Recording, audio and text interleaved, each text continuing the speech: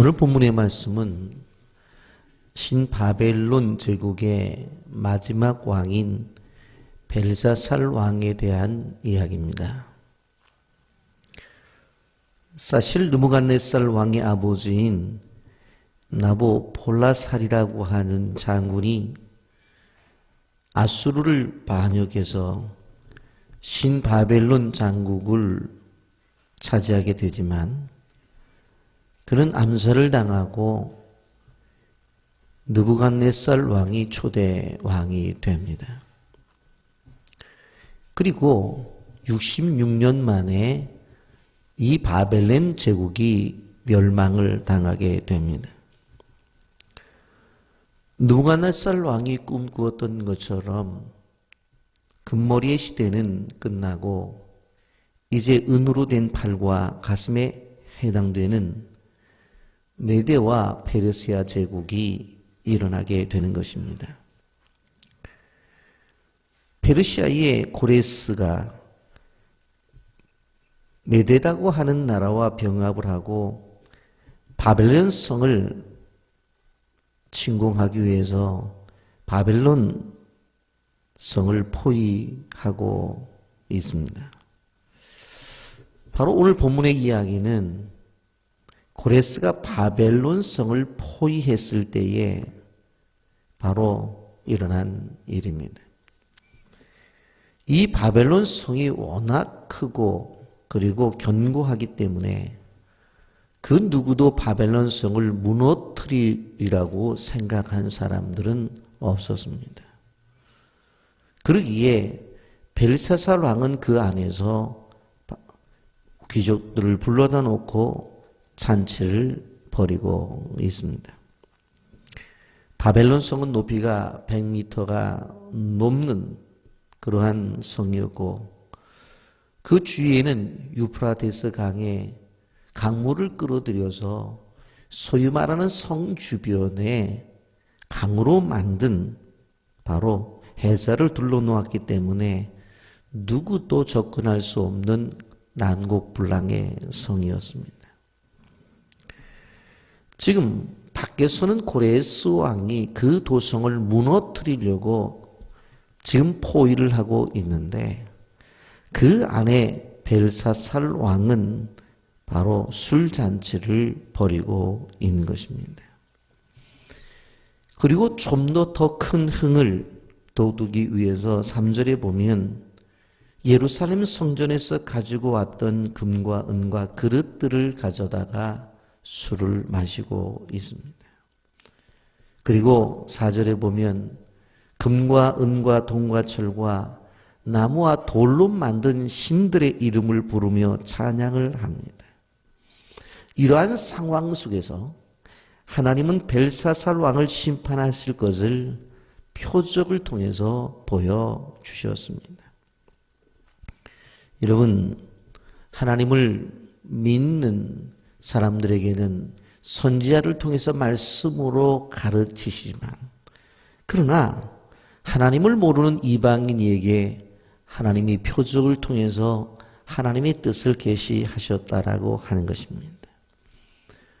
여러분 1절부터 쭉 나타나 있는 말씀을 보게 되어지면 교만한 사람들의 모임이 있는 것을 보게 됩니다. 1절, 2절 보면 벨사살 왕이 그 귀인 1,000명을 위하여 큰 잔치를 배설하고 그 1,000명 앞에서 술을 마시니라. 벨사살이 술을 마실 때에 명하여 그 묻힌 느부갓네살이 예루살렘 전에서 취하여 온 금은 기명을 가져오게 하였으니 이는 왕과 기인들과 왕후들과 빈궁들이 다 그것으로 마시려 함이었더라. 이런 밖에는 고레스 왕이 바로 그 나라를 무너뜨리려고 애워싸 있는데 그 안에서는 지금 1,000명이 모여서 술잔치를 벌이고 있습니다. 술을 담아먹는 그릇이 바로 느부갓네살 왕이 가지고 왔던 성전의 바로 기구들이었습니다. 여러분, 지금 바벨론이 무너지는 우리는 마지막의 장면을 보게 되어지는데 느부갓네살 왕이 죽은 지 23년이 되어지는 그러한 상황 속에서 바로 하나님을 모르는 한 임금이 바로 나라와 함께 무너지는 것들을 바라보게 되어집니다. 벨사살 왕은 그렇게 생각했을 거예요. 이 초롱성과 같은 이 성이 무너질 리가 없다라고 한 것입니다. 그래서 지금 전쟁통에 귀인들을 모아놓고 술잔치를 벌이고 있는 것입니다. 여러분, 술을 마시고 있는 벨사살 왕은 객기를 부리고 싶었을 것입니다.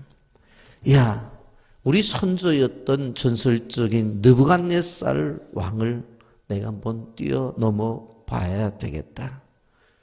그 느부갓네살 왕이 인정하던 하나님을 나는 인정할 수가 없다. 그리고 그가 가져왔지만 아직까지도 사용하지 않았던 성전에서 사용했던 그 기구들을 갖다가 나는 흙을 돋구기 위해서 술잔으로 사용하겠다 하면서 자신의 위대함을 드러내고 싶었을 것입니다. 여러분, 사람이 언제 가장 용감한가? 바로 교만할 때 용감합니다. 사람의 교만함은 참으로 하늘을 찌르고도 남습니다. 여러분, 인류의 역사 속에서 인간이 가장 교만했던 여러 가지 때 가운데서 우리는 바벨탑 사건을 알 수가 있습니다.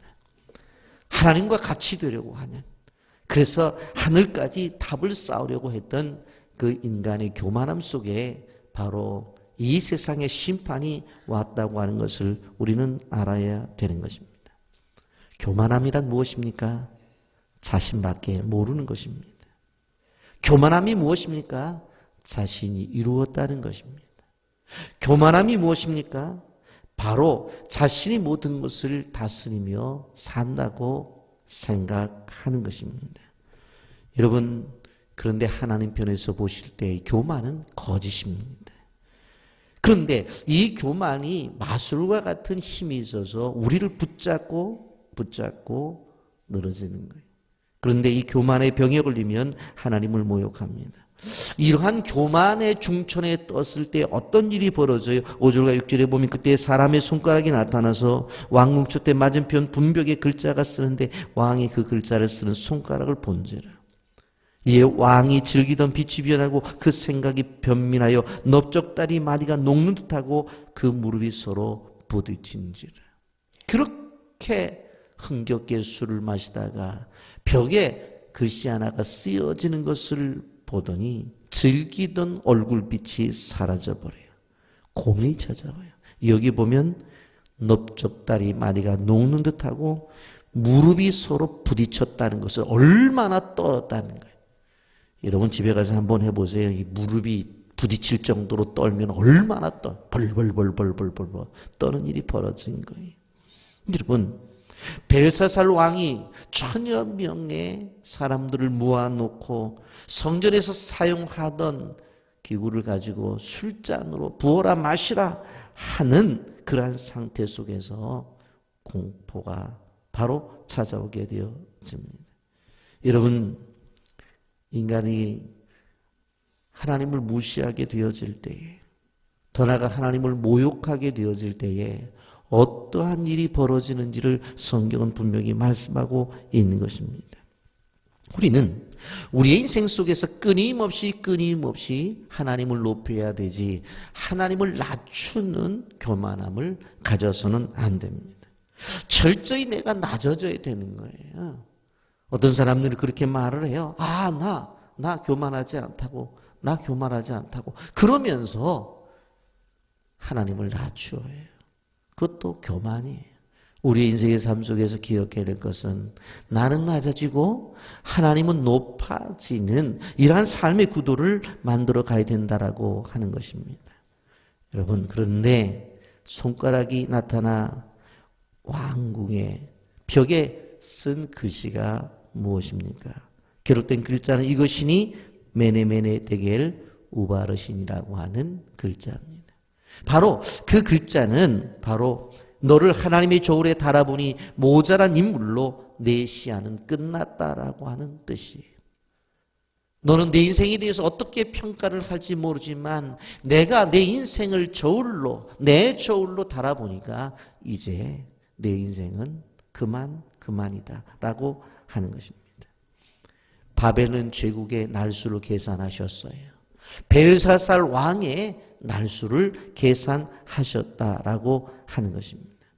이제는 바벨론 제국이 무너지고 메데와 파사, 소위 페르시아라는 나라가 그 나라를 지배할 것을 말씀하고 있는 것입니다. 여러분, 우리는 이 사실 속에서 우주를 통치하시는 하나님을 보게 되어집니다. 우리가 기억해야 될 것은 무엇인가 하면 바로 세상에 악이 임하게 되어질 때 분명히 심판이 임해요. 그런데 우리는 심판에 대한 걱정도 걱정이지만 그 심판 속에 있는 나는 어떠한 존재로 하나님 앞에 설 것인가가 더욱더 중요하다고 하는 것을 우리는 기억해야 되는 것입니다. 이스라엘 백성들이 이제 포로로 잡혀왔어요. 분명 그 70년의 기간이 지나면 이제 포로가 귀환이 되어지고 그들이 이스라엘 땅으로 돌아가게 되면 바로 다시 성전을 짓게 될 것입니다. 여러분, 우리는 기억해야 될 것이 무엇인가 하면 세상 나라가 멸망하는 그 순간에 하나님의 나라는 동시에 세워지고 있다고 하는 것을 우리는 기억해야 되는 거예요. 우리가 믿음의 눈으로 볼 수 있는 것이 무엇입니까? 세상이 죄악으로 무너지고 있는 것 가슴 아프죠. 그런데 우리는 그 속에서 무엇을 봐야 돼요? 하나님의 의를 이루는 하나님의 백성들을 중심으로 하나님의 나라가 세워지고 있는 것을 봐야 된다고 하는 거예요. 그래서 우리가 기억해야 되는 것이 무엇인가 하면 이렇게 바벨론이 무너지게 되어질 때에 바로 하나님의 백성들은 그 자리에서 무엇을 하고 있는가? 여러분, 다니엘은 느부갓네살 왕 때 높은 자리에 올라갔었어요. 젊었을 때 높은 자리에 가서 나라를 다스린 일들을 했죠. 그런데 바벨론 제국의 왕들이 바뀌면서 언제인지 모르지만 다니엘도 그 자리에서 내려왔던 것 같아요. 그런데 이 바벨론의 마지막 벨사살 왕이 통치하게 되어질 때에 다시 등용이 되는 것을 볼 수가 있습니다. 다니엘을 인정했던 느부갓네살 왕이 죽은 지가 23년이 되었어요. 나이를 따지면 다니엘이 80세 정도가 된 나이였어요. 어떻게 생각해 보면 그 인생이 다 살았다고 그렇게 생각할지 몰라요. 그런데 하나님께서 그 나이 많은 80세의 다니엘을 들어 쓰시고 계시다라고 하는 것입니다. 바로 메네메네 데겔 우바르신이라고 하는 이 글을 해석할 수 있는 사람이 아무도 없었어요. 하나님께서는 바로 이스라엘의 미래와 함께 다니엘의 미래를 함께 계시하셨고 바로 그럴 때가 되니 들어 쓰셨던 것을 바라볼 수가 있습니다. 세상을 통치하시는 하나님은 늘 계산하시는 하나님. 바로 그렇게 강대했던 바벨론을 계산하셔서 이제는 이 나라는 그만. 금으로 상징되어지던 그 나라가 무너지고 은으로 상징되어지던 메데와 페르시아가 등장하게 되어지는 거예요. 왜? 하나님의 계산에 의해서. 그렇다고 한다면 우리는 기억해야 될 거예요. 늘 하나님은 우리의 인생의 날도 계산하고 계시다라고 하는 것입니다. 모세가 시편에서 뭐라고 말했어요? 우리의 날 계수함을 우리가 깨닫게 해달라는 거예요. 내 인생의 남은 인생이 얼마가 되는지를 알게 해달라는 거예요. 우리도 기억해야 돼요. 하나님께서 내 인생에 끊임없이 계산을 하고 계시다고 하는 거예요. 그러게 우리는 하루를 가볍게 살아갈 수가 없는 존재라고 하는 것입니다. 여러분, 이러한 상황 속에서 쓸모 있는 사람이 나타납니다. 12절입니다. 왕이 벨드사살이라 이름한 이 다니엘의 마음이 민첩하고 지식과 총명이 있어 능히 꿈을 해석하며 은밀한 말을 하며 의문을 파악할 수 있습니다. 이제 다니엘을 부르소서. 그리하시면 그가 해석을 알려드리이다. 벨사살 왕과 그의 왕비들 그리고 수많은 백성의 지도자들이 고민하고 있었을 때에 왕비가 나타나죠. 뭐라고 말해요? 느부갓네살 왕 때의 총명에서 바로 꿈의 해석을 해주었던 사람이 있습니다. 그 사람이 누구냐고? 바로 다니엘이라고. 상기시켜 주죠. 그 사람이 오게 되면 벽 속에 있었던 그 글을 해석해 줄 것이라고. 결국 다니엘이 불려 나오게 됩니다. 사람들의 기억 속에는 23년 동안 다니엘이 잊혀진 존재였는지 모르지만 하나님은 기억하시고 계셨어요. 하나님의 사람이었어요. 그래서 필요할 때 다시 등용하시는 것을 바라볼 수가 있습니다. 그는 쓸모있는 사람이었어요. 그렇기 때문에 왕비의 기억 속에 기억나게 되어지고 왕이 그를 다시 부릅니다. 벨사살 왕이 술을 먹으면서 모욕했던 그 하나님, 그 하나님을 믿는 사람이었어요. 벨사살 왕이 술잔을 기울였던 바로 술잔에 바로 성전에서 제사를 드리던 사람이었어요. 그러나 지금은 그 해석이 절대적으로 필요하기 때문에 부를 수밖에 없었습니다. 그 누구도 그 글을 해석하는 사람이 없었어요. 메네메네 데겔 우바르신. 여러분, 그런데 다니엘의 부름을 받아요. 여러분, 나는 세상 속에서 쓸모 있는 사람인지 생각해 봐야 돼요. 하나님은 우리를 만드실 때에 분명한 목적이 있으셨어요.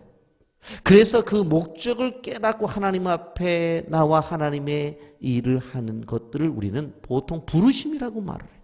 그걸 콜링이라고 말을 해요. 그렇다고 한다면 저나 여러분이나 남자나 여자나 어린아이나 어른이나 할 것 없이 다 이 부르심이 있단 말이에요. 하나님은 세상 속에 하나님의 나라를 위해서 쓸모 있게 더 나아가서는 바로 할 일이 있게 만드셨단 말입니다. 목적에 맞게 하나님이 사용하시고자 만드셨어요. 그렇다고 한다면 바로 내가 이 땅에 있음으로 말미암아 하나님의 나라가 어떻게 세워지고 있는지를 생각해 봐야 돼요. 내가 이 땅에 오늘 하루하루를 살아가면서 하나님의 나라가 어떻게 확장되는지를 생각해 봐야 돼요. 내가 정말로 하루를 살아가면서 하나님이 나를 세상에 보내신 목적에 맞게 하루를 살아가고 있는지 생각해 봐야 돼요. 아침에 일어나서 하루를 계획할 때도 생각해 봐야 돼요. 하나님, 나는 오늘 하루 하나님께서 나를 주셨는데 내 인생이 오늘 하루에 주신 이 목적에 맞게 살게 하옵소서. 다니엘이 벨사살 왕에게 불려올 때 나이가 80세였습니다. 그 정도 나이가 되면 다 포기할 나이예요. 여러분, 이미 23년 전 느부갓네살 왕에게 부름을 받고 그리고 이제 일을 끝날 때 퇴직할 나이였어요. 은퇴할 나이였어요.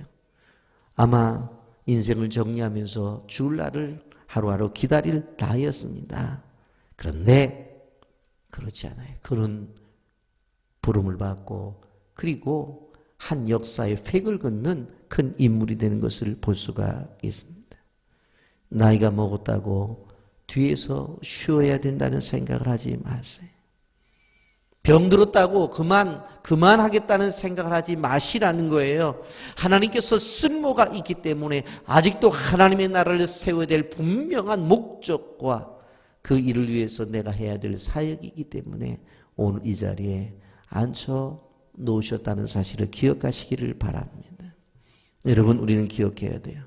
그는 이 땅을 마치는 날까지 쓸모 있는 사람이 되었다라고 하는 것입니다. 한 도시에 중형교회가 있었습니다. 그 교회가 부흥을 해요. 그래서 주변의 사람들이 왜 저렇게 부흥을 하는가? 그래서 가보았어요. 그랬는데 한 할머니가 바로 교회 앞에서 끊임없이 겸손하게 인사를 하는 겁니다.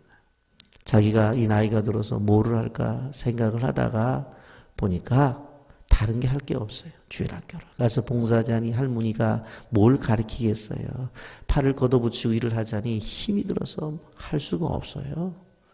그래서 그가 생각한 것이 밝은 얼굴로 인사나 열심히 하자. 어린 아이들이 오면 손주 같은 아이들에게 반갑게 맞이하고, 젊은 집사님들이 오면 또 얼마나 한 주간 고생했냐고 수고했다고 인사를 하고, 또 나이 드신 분들이 오면 힘들죠 하면서, 원래 나이가 들면 힘든 법입니다. 그래도 오셨으니까 잘했습니다 하면서 끊임없이 밝은 미소를 가지고 인사를 했는데, 그 밝은 미소 때문에 그 교회가 부흥이 되었다는 겁니다. 여러분, 쓸모 있는 사람이 되시기를 바랍니다.